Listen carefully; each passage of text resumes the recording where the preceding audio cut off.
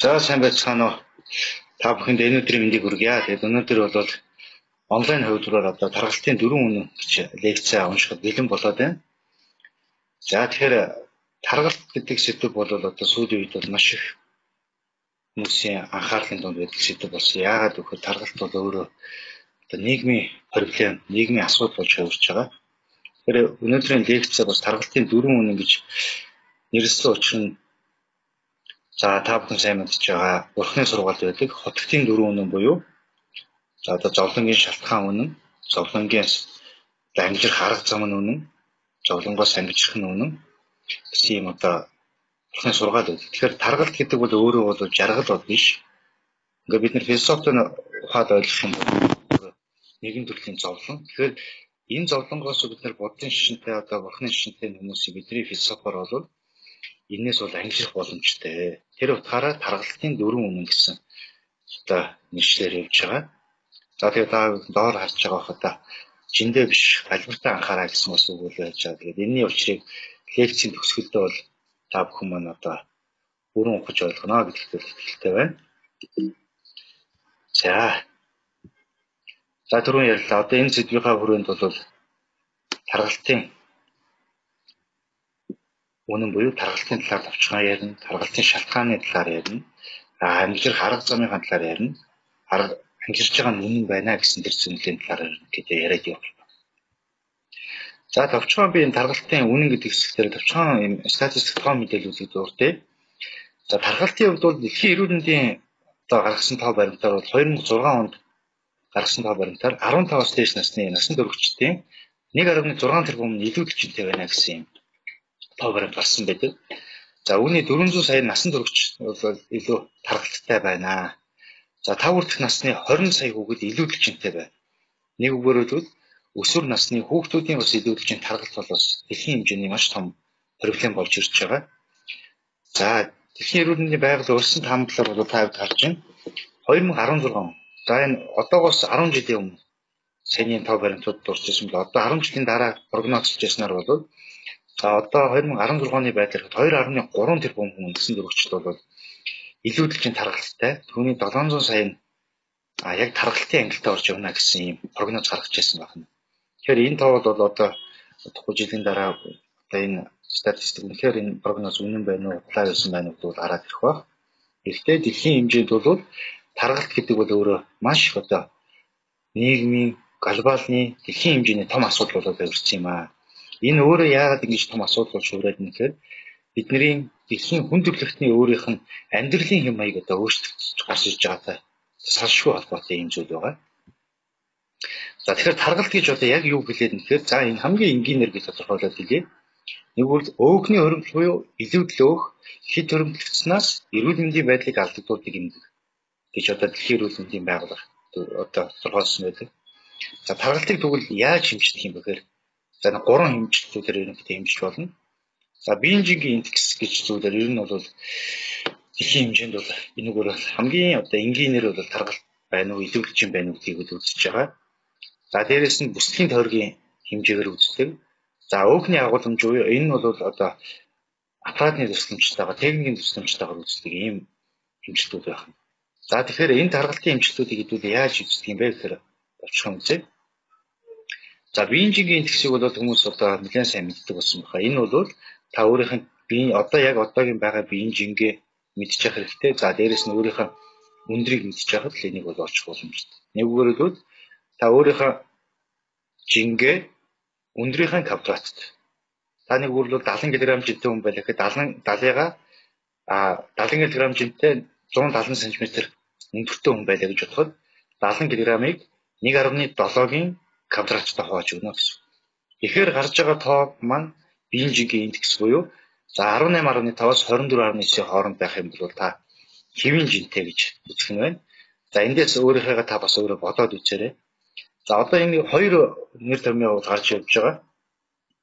Энэ юу гэхээр илүүдэлжийн таргалт гэдэг одоо хоёр нэр томьёо яваад байгаа. Тэгэхээр энэ юунаас ургаж гарч иж байна гэхээр Бинжингийн индексээс та 25-аас 29.9-ийн хооронд байх юм бол илүүдэлжинтэй. 30-аас 34.9 байх юм бол таргалт буюу одоо 30-аас ихсүүлээд таргалтын зэргүүцтэй болоод явчихдаг. За тархал гэдэг маань өөрөө бие даасан өвчний одоо олон улсын оншийн ангилт багтж явдаг. Бие даасан одоо өвчин гэж хэлж ойлгож болно. Энгийнээр хэлэх юм зөв сүнсний за одоо зөвхний шигтээс ч гэдэг юм уу те илгэний хатуурч гэдэг юм. Бие даасан өвчнүүд байдаг. Яг үүнтэй адилхан одоо биеийн жигийн индексээс 30-аас дээш гараад явчих юм бол энэ бол өөрөө бие даасан өвчин болох нэ. Тэгэхээр энэ өвчин дээр аливаа өвчин дээр эмчилгээ явдаг. За үүний адилаар таргалтын эмчилгээ одоо жингээ асах арга техникүүд бол байдаг. За тэрний талаар одоо ярьж эхэлнэ. За тэгэхээр бүслэлийн тойргоос нь хамаарат бол бас хоёр хувааж үзэн. За эрэгтэй эмэгтэйд бол хоёр арай өөр байдаг. За эрэгтэйд бол та өөрөө одоо метр байхад бүслэгийг одоо яг хүүсээрээ дагуулад энэ шугамын дагуу хүүсээрээ дагуулад өөрийнхөө метрлээд үзээрэй. Эрэгтэй хүн бол 90 см-аас бага байх хэрэгтэй. За эмэгтэй хүн бол 80 см-аас бага байх хэрэгтэй. Нэг үйлдэл 90 60 90 гэдгийн 60-ын тэмдэглэгээ энд хөвж байна л гэсэн үг. За тэгэхээр энэ зурган дээр би таас харуулъя. Ер нь бас энэ хэвлийн таргалт буюу энэ бүсгийн төргөөс хамаарат таргалсан таргалтыг бол хоёр ангиж үздэг. За хэвлийн таргалт илүү ихтэй хүмүүсийг бол алим хэлбэрийн таргалт буюу одоо хамгийн хортой таргалтуудад орж явдаг. За хэвлийн хэсгэрээ арай бага тааз гоё хэсгэрээ илүү таргалж өгдөг юм бас хүмүүс байдаг. Төвчлийн эмэгтэй хүмүүсүүд энийг бол таргалсан байдаг. За энийг бол лэр хэлбэрийн таргалт гэж бол бас одоо хэлбэрээс нь хамааруулаад ингэж хоёр үздэг байна. За тэгэхээр хэвлийн таргалт гэж яг юу хэлээд байна? За бид нар бол малын сэмж гэдгийг бол бид нар сайн мэдж байгаа тийм ээ. Тэгэхээр за эндээс энэ бол хажуу төслгээс харуулсан байна. За хамгийн өнгийн хэсэгт бол сэллют буюу энэ цагаан хэсэг явж байна. Сэллют хэсэг. За үүний доогор болохоор арсанд орох одоо өөхөн давхар бол энд явж байна. Одоо агоонд. За үүний дараагийн давхар бол висцерал одоо бидний хамгийн энгийнээр хэлэх юм бол малынхаар бол сэмж. Тэгэхээр хэвлийн таргалттай гэж юу хэлээд байдаг вэхээр нэг үргэлжлэл энэ висцерал өөхөл одоо өөхөл хийдэг. За хүмүүс бол одоо тэр чимээ ирчүүд бол их гүзээгээрээ таргалдаг, хэвлийгээрээ таргалдаг. Энэ юунаас үүсээд нэхээр ихэвчлэн замаанахан бол одоо буйны тарга гэж ярьдаг. Хэрвээ энэ бол буйны тарга гэж бол байдаг юм аа. За заримдаа бол одоо сүүлийн үед бол одоо пиавны тарга те шар айргны одоо гүзээч гэж ярих асуудал бол байдаг. За тэгэхээр энийг бодит зурган дээр харуулъя. За энд бол гадна хэмжээс хүнд харагдах байдал нь ингэж харагддаг байна. За үүний дотор хэсэгт бол нөгөө саяны бид нэр яриад байгаа сэмж буюу висцерал өөх маань энэ харагдаж байна. За тэгэхээр энийг яг препарат буюу одоо тэр яаж харагдаж байна гэдгийг одоо харъя. За тэгэхээр за энэ бол та бидний сайн мэддэг Офра гэдэг одоо алдартай тэмцээн шоуурддаг юм байна. За Офрагийн барьж байгаа зүйл бол өөрөө яг нормалны хүний одоо висцерал буюу сэмжийн хэсэг. За энэ эмчийн одоо доктор Олси гэдэг энэ эмчийн барьж байгаа хэсэг бол нэг хэвлийн тархалттай хүний одоо висцерал өөх нь. Тэгэхээр энэ хоёр бол та бүхэн харж байгаа харьцангуй одоо өнгөний хувьд бол өөр, хэмжээний хувьд бол өөр байна. Тэгэхээр энд очиж ихэнх одоо өөхний зүйлүүд бас энэ хэвлийн тархалт зүйлүүд хоригддаг байна. За гурав дахь яаж үздэг вэ гэхээр нөгөө аппаратын тусламжтайгаар үздэг. Энэ бол өөрөө body composition analyzer гэж ийм аппаратууд байдаг. Маш олон фирмийн аппаратууд байдаг. Энэ бол таны бие махбодод хэдэн хувь нь өөх байна, хэдэн хувь нь булчингийн масс байна гэдгийг одоо багжийн тусламжтайгаар гаргаж өгдөг ийм зүйл байгаа. За ингээд нэг бүрэл дүгнэлт хэлэхэд бол бид нар тархалтаа хэмжиж үзэхийн тулд за одоо биеийн жингийн индексээ олчих нь байна, хэвлийн тойргоо үзчих нь байна. За аппаратын тусламжтайгаар өөхний агуулмжаа мэдэх нь. Тэгэхээр энэ гурван хэмжээгээр хийгдээд та өөрийнхөө тархалтыг дүгнж үзэж чадах юм бол энэ бол хамгийн сүүлийн хамгийн одоо төгс тархалтын зэрэгээ тодорхойлж байна гэсэн үг. За тэгэхээр өөхний агуулмжаа сая ярьсан. Өөхний агуулмж бол эрэгтэй эмэгтэй хүнд бол харьцангуй байдаг. Эмэгтэй хүн бол харьцангуй одоо нормалны хэмжээний эрэгтэй хүнийгээ бодох юм бол өөхний агуулмж ихтэй байдаг. Энэ бол бас хувь хүний одоо эрэгтэй хүний одоо биологийн тогтолцоос хамаардаг. Тэгээд дээрэс нь мөн насны ангиллаас хамаарч одоо өөхний агуулмж бол нэг өөрөглөд нас ахих тусам өөхний одоо биет хүний биет өөхний агуулмж бол тодорхой хэмжээнд нэмэгдчихэд гэсэн үг бол энэ үснэгтнээс харж болно. За эндээс бол өөхний агуулмжийг одоо яг илтгэсэн зураг байна. За энэ хамгийн доор харагдаж байгаа нэрхтээ бол за 40% нь өөхний агуулмжтай байна. Бенжингээс байгаа. За тэгэхээр ямар харагдаж байгааг бол та бүхэн харж байна. За энэ одоо бодибилдингийн тамирчдын хувьд бол өөхний агуулмж бараг байхгүй. 3-аас 4% нь одоо өөхний агуулмжтай хол ингэж ярилцаадаг байх нь. За ихэвчлэн бол за нэг 15% тий 15%-тэй байхад бол хамгийн нормалны гоо үзэсгэлэнтэй байх нэ. За эмэгтэй хүмүүсийн хувьд бол 25% ч гэх юм тийм ээ. Эндээс ингээд та бас өөрсдийнхээ өөхнийхээ агуулмжийг энэ зургуудтай хамааруулаад бас дүгнээд хараад үзээрэй. За тэгэхээр одоо хэдүүлээ таргалтын шалтгааны талаар ярив. Тэгэхээр таргалтын шалтгаан бол маш энгийн. Зүгээр товчондоо 2 хуваагаад үзье. Таргалтын шалтгааныг анх дэх болон хоёр дахь шалтгаантай гэж үздэг. За анх дэх шалтгаанд бол ихэвчлэн бол амьдралын хэм маягаас үүсэлтэй шалтгаанууд ордог. За бидний сайн мэдгээр буруу хоолт, тий өөгцсний агуулмж гэдэг чиг хэрэглэгч гэдэг юм, нүүрс хэрэглэгч гэдэг юм, буруу хоолтууд орж ирдэг. За үүн дотроо дахиад нэг юм болохоор хөдөлгөөний одоо дутагдал. За дээрэс нь хорц сурчлал гэсэн энэ гурван зүйл бол анх дэх шалтгаан буюу ихэнх үсээд байгаа таргалтын за 90-95% нь бол энэ ангил бол багтж явдаг байна. За багахан хэмжээг бол хоёр дахь шалтгаанууд ордог. Энэ бол ихэвчлэн эмгэгтэй холбоотой үүсдэг генетикийн өөрчлөлтүүд байдаг. За дээрэс нь дотоод шүүрний булчирхайн өөрчлөлтүүд ордог. За дээрэс нь эмийн гаралтай, эмийн нөлөөнөөс таргалах гэх юм ийм зүйлүүд бол энэ нийт таргалтын бол одоо богино хувийг бол бага хувийг бол энэ таргалтууд эзэлж яадаг байна. Тэгэхээр ихэнх шалтгаан бол амьдралын хэм маягаас таргалт гэдэг зүйл бол үүсчихдэг.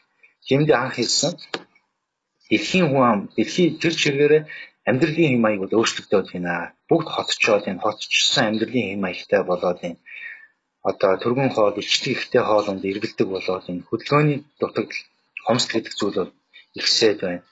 Үүнтэйгээс холбоотой шуудаар гарч иж байгаа зүйл бол ерөөсөө л илүүдэлчин таргалт. За энэний хоёр дахь одоо урд дагаврууд бол маш их олон өвчний суурьуд болж ирдэг. За чихрийн шижийн өвчин байна. Зүрхний шигдээс, тархины цусаар болчих юм. За зарим төрлийн хор тавдрууд.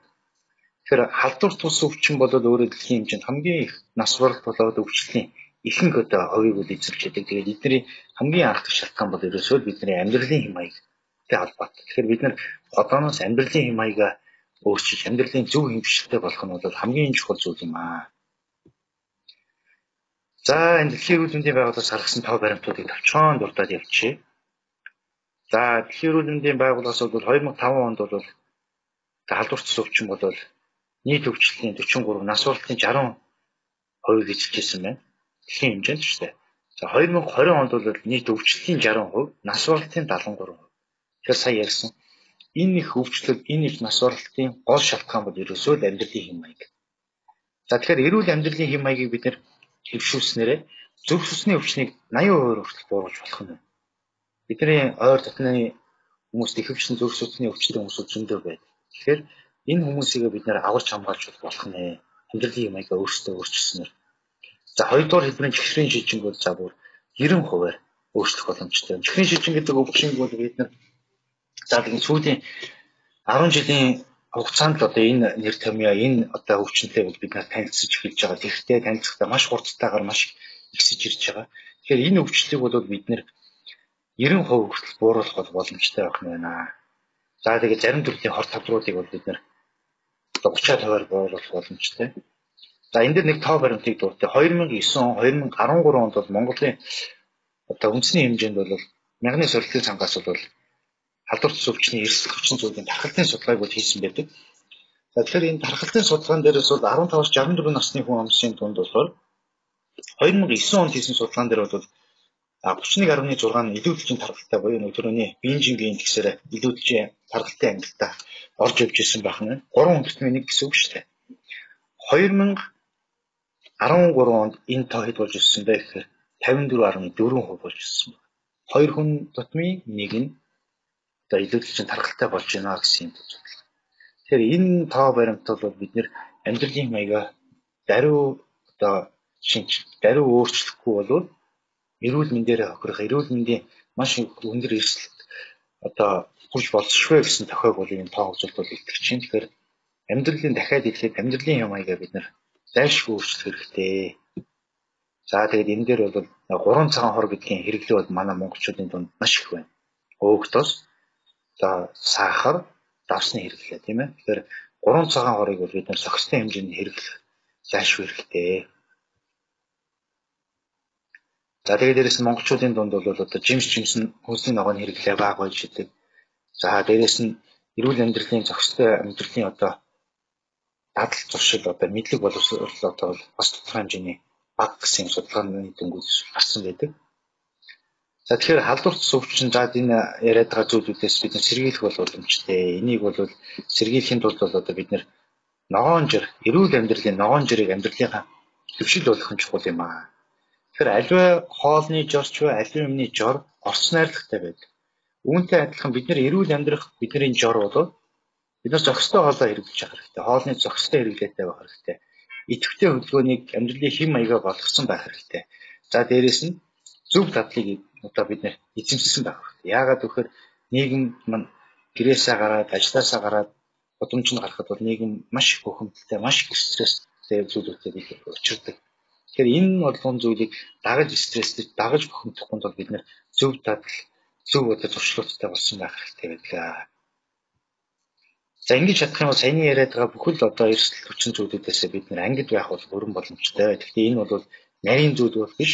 Бидний өдөр тутмын хэрэглээ, өдөр тутмын зүйлээр энэ бол илэрч гарч байгаа юм байна. За таргалтаас бол ангижрах бол боломжтой. Энэ бол манай ээж байна.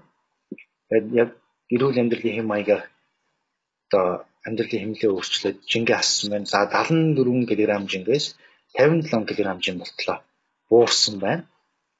За тэгэхээр 17 кг-ыг бол 3 сарын хугацаанд хассан байгаа. Тэгэхээр энэ нь бол жин хасах хугацааны хувьд бол хамгийн зохистой шинжилгээ ухаанч байдлаар хассан. За тэгээд энд бол илүүл жингээ хасах одоо хассан гэдэг нь одоо юуны шоунууд бол байдаг Америкт. Тэгэхээр энэ их жинтэй хүн бол ингэж одоо илүүл жингээ хасах анхны одоо өөрийнх нь байх ёстой жиндээ очиж балбар төрхөө олж явж байна гэдэг бол одоо маш их одоо хүч чармайлт, маш их сэтгэл зүй, сэтгэлийн хат, маш их одоо хүч чармайлтаас бол шалтгаалж иж энэ бол гарч ирнэ. За тэгэхээр хамгийн гол нь илүүлжийн хасгаж байгаа хүмүүс бол хугацаагаа их зөв тодорхойлох хэрэгтэй. Хөвчлэн жин хасгаж байгаа хүмүүс яадаг вэ гэхээр богино хугацаанд маш их хэмжээгээр одоо жингээ хасахыг бол хүсдэг. Эргээд та бүхэн бодоод үзээрэй. Та өөрөө одоогийн байгаа илүүлжинтэй хүртлээр таргалттай болтлоо. Хэдийн хугацааны дараа энэ зүйлдээ хүссэн байдгийг ойлгох хэрэгтэй. Та бол 3 сарын дотор ийм жилүүдэлжинтэй болчихоогүй, сарын дотор болчихоогүй. Тийм болохоор та амьдралын хэм маягаа өөрчлөөд 6 сар, 1 жилийн дараа их та эрүүлгээр цаашдаа улам багасаад ингээд явах энэ хэмжээг л хамгийн гол олох нь чухал юм. Тэрнээс богино хугацааны дунд одоо ямар нэгэн имэрч гэх юм, ямар нэгэн зүйлийг гадны нөлөөгөөр жингээ хасна гэдэг бол бас их буруу зүйл. Эргээд эрүүл мэндэд маш их хортоогоор одоо нөлөөлж идэг юм зүйл байна. За энийг бол би зөвшөөрлөгөөс авсан. Гэхдээ интернет тавигдсан байсан болохоор энийг аваад хэрэгэлсэн. Энэ бол монгол хүмүүсийн дунд бол одоо ингээд жин хассан байна. За маш сайн хасч чадсан. Тэгэхээр монгол хүмүүс ч гэсэн бид нэр хасч болно. Тэ? За тэгэхээр таргалтаас ангижрах нь үнэ. Энэ бол хүмүүс ангижирч болоод байна. Тэгвэл яаж ангижрах хэрэгтэй юм бэ? Тэ? Ямар нэгэн одоо аппаратанд суух хэрэгтэй юм уу? Ямар нэгэн эм тариа хэрэглэх хэрэгтэй юм уу? Өөхөө соруулах хэрэгтэй юм уу? Үгүй ээ. Хамгийн гол зүйл бол бид нэр ичлийн солилцоогоо, энергийн солилцоогоо мэддэг байх л чухал. Ингийн тулд бид нэр калорийн тооцоогоо хийж чухал. Сурсан байх чухал. За тэгээ энийг бол товчхон яриад юм яагаад гэвэл их ярихын хүлээн маш болчихоо. За тэгэхээр өдөр тутам бид нар бол энерги зарцуулалтыг бидний өдөр тутмын хэрэгжилж байгаа энерги зарцуулалтыг дотор нь 3 ангилаад үздэг. За бодис үндсэн солилцоо гэж үздэг. Энд болохоор та бидний хоол боловсруулах тогтолцоо эдсэн уусан зүйлийг мань одоо бид нэр боловсруулахын тулд зайлшгүй одоо солилцоо явагддаг. Энэ байна. За бид нэр амьдралын хэм маягаас ажил төрлийн хэм маяг, дасгал хөдөлгөөнөөс хамааралтай, үйл хөдлөлөөс хамааралтай энерги зарцуулалт гэж байна. За хоол боловсруулах тогтолцооны одоо зарцуулалтууд гэж байна. Энэ энерги зарцуулалт хэдэн килокалори энерги зарцуул өдөр тутам та хэрэглэдэм гэдгийг эхлээд тооцож чадсанаар та хоол хүнсээрээ хэрэг хэмжээний калори авах гэдгийг тооцож сурна гэсэн. Тэгэхээр энэ суурьа бид нар мэдхгүйгээсээ болоод илчлэгийн илүүдэл хөдөлгөөний дутагдлаас босч явсаар байгаа. Жингийн тугаагаар ярих юм бол харьцангуй байдлыг үүсгэр яваад эцэстээ өдөр өдөртөө калорийн нэмэлт явсаар байгаа. Тэр нь өөрөө илүүдэл өөхөө хөрвүүлж үүсдэг. Энэ нь урт хугацаанд бид нарыг илүүдэлжин тархалтанд үүсгэж байгаа. За энд бол бодис социо тоосч үздэг аргачлалууд байна. Энийг бол яг тусгаарлан сургалтаар үүссэн дээр баха. За энэ нь бол тавчнуудаа ингээд ер нь бол хүн дунджаар за нэг эмэгтэй хүн бол 1800-аас 1900-ийн хооронд, эрэгтэй хүн бол 2000-аас 2300 ккал одоо өдөрт авдаг. Амьдралын хэмжээг ер нь наснаас хамаарна, хүүснээс хамаарна. За тэгэхээр та зур хэдүүлээ одоо ингээд бодоод үзье. 1900 ккал ичдэг өдөрт авдаг байлаа гэж бодоход та биеийн жингээ барих гэж байгаа бол өдрийн хоолны ичдгээрээ 1900 ккалорийг тооцож авч явах хэрэгтэй.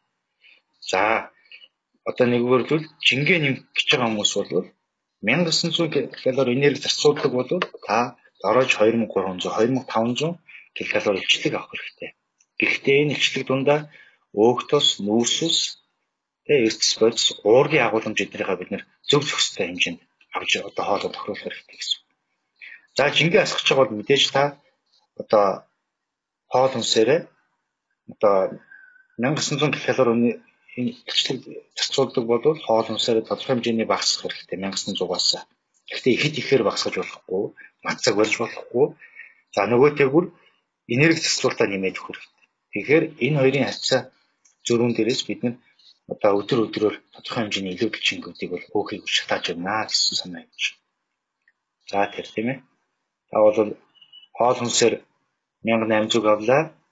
Калори шатаалтаа 2500. Тэгэхээр өдөрт та 500 ккал илүүгээр шатааж явж байгаа бол одоо энэ маань өөрөө өдөр 7 хоног сар улирлаар ингэж хасагдчих явсаар байгаа. Таны чингүүд бол хасагдчих явдаг юм аа. За дээрэс нь бид нар одоо энэ хоол хүнсэнд үүд калориудыг бид нар сайн мэдэх хэрэгтэй. За нэг одоо грушк пяв бол 153 ккал. За ойролцоогоор бол нэг пяв уусан бол та 20 минут 100 ба бүжиг хийх хэрэгтэй болж байна. Тэгэхээр за ирчүүд нийлж суугаад пяв ууж байгаа үедээ ганцыг бол уудаггүй 2 3 гэдээ явчихдаг. За 3-ыг уулаа гэхэд ойролцоогоор уусны дараа хэрвээ та энийг шатааяа гэж бодож байгаа бол цаг бүжиг хийх хэрэгтэй. Та тэгэхээр цаг бүжиг хийдэг хүмүүс бол ер нь бол ховор. Тэгэхээр дунджаар ингээл 450 ккал илчлэг нэмэлтээр аваад явчихж байгаа. Тэгэхээр энэ нэмэлтээр авсан калори чи яад вөхөр бодис социо нэмэлтээр авлаа. Бодис соционд орлоо. Нэмэлт илчлэгүүд маань явсаар байгаад нүүрс усууд маань явсаар байгаад өөхт усуулж хувирдаг. Ингээд бие махбод өөхтсөн хоригдол явсаар байгаад өөхөө хоригдлууд бол үүсээд явдаг юм байнамаа. Тэгэхээр бид нар өдөрт идж байгаа хэрглэж байгаа зүйлүүдийн калорийг бол тооцож сурах хэрэгтэй. Энийг бол дараа нь дахиад бас сургалтаар бол илэрүүлээд ярина. За ер нь бол шинжилгээ ухааны байдлаар илүүдж авах хувилбарууд бол байна. За энэ бол одоо шараар илэрхийлж байгаа нь бол таны байгаагийн одоо байгаа жин. За тэгэхээр бид нар бол энэ бол одоо хоол хүнсээр авах калори байна. Хоол хүнсээр авах калори бол та хэвийн байлгаж болно. Нэг бол дасгал хөдөлгөөний нэмж болно. Үгүй бол дасгал хөдөлгөөний нэмэхгүйгээр хоол хүнсээр авж байгаа калори багасгаж болно. Үгүй бол хоол хүнсээр авж байгаа илчлэгээ багасгаад дасгал хөдөлгөөнөөр зарцуулж байгаа энерги зарцуулалтаа нэмээд өгөх. Тэгэхээр энэ хоёрын харьцааны зөрүү нэмэгдээд ирэхээр илүүдэлч юм бол арай хурдтайгаар явагддаг. Тэр ер нь бол энэ 3 дахь хувилбарыг бол сонгож явах нь бол хамгийн зөв байдаг. Гэхдээ хоол хүнсээ хэд их хасч болохгүй. Өөхтөс нүүрс усны агуулмжийг бол тодорхой хэмжээний бууруулад уургийн агуулмжтыг ихний хугацаанд бол арай илүү өгөөд явах нь илүү үр дүнтэй байдаг. За яг энэ аргачлалаар хоолносоо бол 750 ккал, дасгал хөдөлгөөнөөр 750 ккал одоо шатаалтыг нэмээд явхад өдөрт бол та 1500 ккал одоо зөрүүг ингээд шатаагаад явхад хэрэг хэмжээний жин асах вэ гэдгийг харъя. За 7 өдөрт бол та яг энэ шинжилгээ ухаанч байдлаар явхад бол 1.4 кг-ыг бол хасдаг. За 4-7 хоног буюу сарын дотор та 5.6 кг асна. За 3 сар буюу удирдлагт бол та 17 кг орчим бол хасаад явна. Удирдлагт 17 кг-ыг хасаад явна гэдэг бол маш их өндөр амжилттай. 17 за 77 кг-тай хүн, жинтэй хүн 60 кг жин рүү ороод явчихна гэсэн. Тэгэхээр бол таны хүссэн одоо жин бол маш ойрхон байна гэж бол хэлж бол. За тэгэхээр жиндээ биш галбиртаа анхаар гэдэг одоо очрыг биш тайлбарч өгье. Энэ нь бол илүүдчийн хас үе шатууд бол байдаг. За эхлээд хамгийн эхлээд илүүдчинтэй байна гэдэг бол та бие махбодтой маш их олон зүйлийн хорт нэгдэл өөхийг бол хоримтлуулсан явж байгаа. За гадуур бол сурчлагын юм явдаг жорлон энэ гэж бас бичсэн байдаг. Хатуухан боловч энэ бол үнэн үг. Тэгэхээр эхний үе шат бол нэг үрлвэл бие хоримтлогдсон хорт нэгдүүд эхний хугацаанд бол маш хурдтайгаар гадагшлуулах хэрэгтэй гэдэг. За хоёр дахь үе шат бол бие махбодод тодорхой хэмжээнд цэвэрлэгдээд ирсэн энэ үе дээр болохоор өөх шалтгаалтуудыг илүү дэмжиж өгөх хэрэгтэй. Өөхөө илүү хурдтайгаар дэмжинэ гэсэн. Энэ үед бол тодорхой хэмжээний хүмүүсийн одоо илүүдэлжингүүд бол нэлээд сайн гадагшлна, илүүдэлжингээ хасдаг. За гурав дахь үе шат бол одоо булчингийн маасаа нэмэгдүүлэх, өөхний агуулмж хасагдсан үедээ булчингийн маасыг нэмэгдүүлэх үе шат хийдэг. Тэгэхээр энэ үе шат болгон дээр дасгал хөдөлгөөн, хоолтын дэглэмүүд бол өөрчлөлтөд явдаг. За энэ дээр хэдүүлээ харъя. За энэ хамгийн гадна тойрог бол өөхөн давхарга байна. Голын энэ улаан хэсэг бол булчингийн маас байна. За хамгийн голын хэсгийн цагаан бол яс. Ямар ч хүний яс бол ихсэж босоод томорч жижигддэггүй байдгаараа байна. Харин өөхний давхарга булчингийн маас бол ихсэж босч болдог. Тэгэхээр бол булчингийн маасаар бид нэр эцсийн дүндээ бол булчингийн маасаа нэмж уургийн өөхний агуулмжаар бууруулах нь чухал юм байна. За тэгэхээр одоо энэ дээр хэдүүлээ харъя. За энэ хамгийн доор харагдаж байгаа бол за ойролцоогоор нэг 2.5 кг өөх харагдаж байна. Маасны хувьд бол ямар том харагдаж байна тийм ээ. Өөхний нягт бол өөрөө нягт багтай байдаг. За хажууд нь 2.5 кг хүртэл булчингийн маас байна. Жингийн хувьд бол адилхан. За гадна одоо хэлбэр хэмжээний хувьд бол харьцангуй өөр байна. Тэгэхээр бол таргалцтай хүмүүс өөхөн давхарга ихтэй хүмүүс өөрөө юм том болж харагддаг нь өөрөө энэ өөхөн давхарга ихтэй байдаг. За яг энэ дээдлэх хэдүүлээ зургийг харъя. Энэ бүсгүй бол за эхлээд 56 кг байна, дараа нь 60 кг байна, 62.5 кг байна. За тэгэхээр энэ гурван зургийн аль нь илүү та бүхэнд илүү гоё одоо харагдаж байна? Аль одоо хэлбэрт нь очихыг хүсэж байна гэж хариулахад бол асуухад бол ихэнх хүмүүс бол одоо 62.5 хэмжээнд очихыг хүсдэг. Тэгэхээр бидний эцсийн зорилго бол жингээ бас ганцхан хасахтай холбоотой биш юм аа. Хамгийн гол нь булчингийн маасаа нэмэгдүүлж одоо галбиртаа илүү анхаарч илүү гоё галбирыг олох нь чухал байна.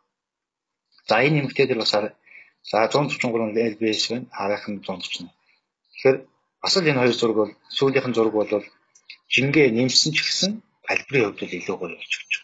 Тэгэхээр жиндээ биш галбиртаа анхаараа гэдэг нь ерөөсөө л учир нь юм.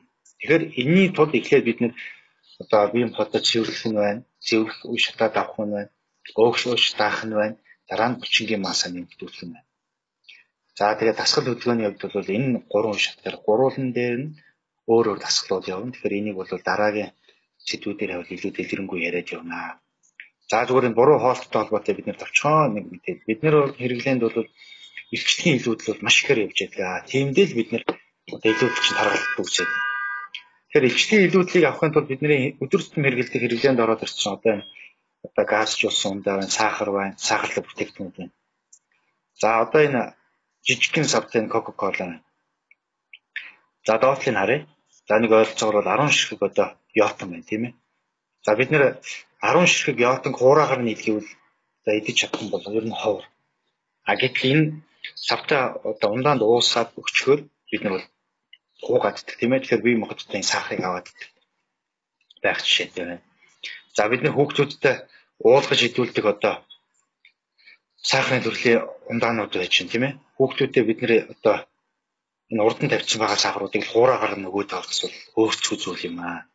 Тэгэхээр бид нар бол эрүүл мэндэд анхаарах зохистой хоолт одоо амьдралын маяг өөрчлөхийн тулд хамгийн эхлээд энэ сахарын хэрэглээгээ хяндаг болох хэрэгтэй. Тодорхой хэмжээний хэрэглэхийг бол өгөөсөхгүй гэхдээ тодорхой хэмжээний зөв зохистойгоор хэрэглэх нь хамгийн чухал юм байнамаа.